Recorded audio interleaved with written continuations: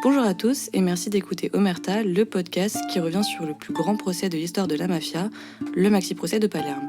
Dans ce premier épisode, on va s'intéresser aux témoins qui ont permis la condamnation de 360 mafieux.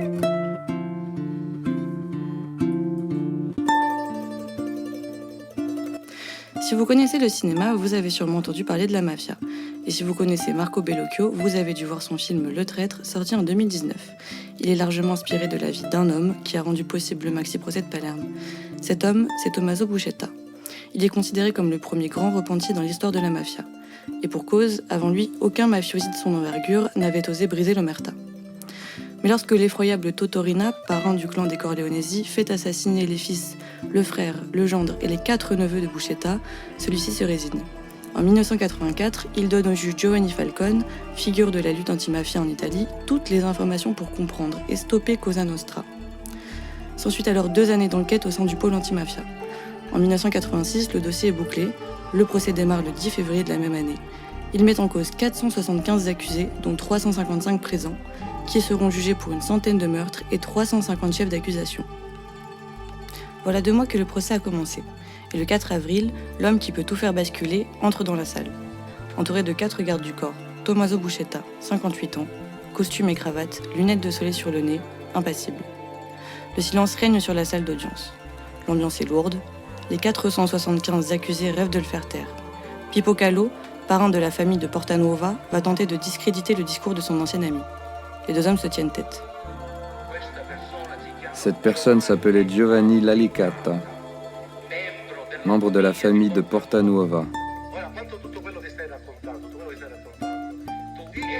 Toi et moi, on en a parlé. Toi et moi, Giannuzzo Lallicata. Tu l'as tué de tes propres mains.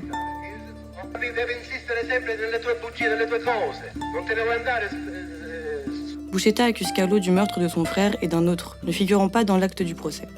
Calò bégaye, la confrontation est terminée. Plus aucun mafieux n'a osé se confronter à Buscetta par la suite. Mais Totorina, en fuite au moment du procès mais compté parmi les accusés, entend que Buscetta est passé à table et que ça ne s'est pas passé comme il l'aurait souhaité. Il envoie alors un message. Il tuera toutes les familles des collaborateurs de justice, en commençant par les enfants âgés de plus de 6 ans et en remontant de génération en génération. Le ton est donné. Les femmes qui avaient vu leur mari et leur fils tomber sous les coups de Cosa Nostra n'osent plus parler. Celles qui avaient déjà témoigné ne confirment pas leur déclaration devant le président du tribunal. L'espoir renaît pour les accusés. Mais la peur change de camp lorsqu'une femme maintient sa déposition. Robe noire, cheveux relevés en chignon, elle se tient debout face à la cour. Elle affirme que son fils a été tué par eux, les 475 mafieux. Ces messieurs, s'ils sont honnêtes, s'ils sont des hommes d'honneur, ils doivent dire pourquoi ils ont tué mon fils. Et maintenant, s'ils veulent venir me tuer, qu'ils viennent. Je rejoindrai mon fils. Parce que je n'ai plus personne, monsieur le président. J'avais mon fils. Et ils l'ont tué à 40 ans. Et je ne le pardonnerai à personne. Silence dans la salle. La femme, désespérée, vient de donner un coup de grâce aux accusés. Et peu importe s'il y a des représailles, elle n'a plus rien à perdre. Voilà donc comment Tommaso Buscetta et cette mère de famille ont fait ce que peu de personnes n'avaient osé faire auparavant, briser l'omerta. Et ce malgré les menaces proférées par le capo dei capi, Totorina. Mais il n'est pas le seul à avoir tenté de saboter le procès. Et on en reparlera demain pour le second épisode d'Omerta. En attendant, je vous souhaite une bonne soirée et n'hésitez pas à liker et à partager si le contenu vous a plu.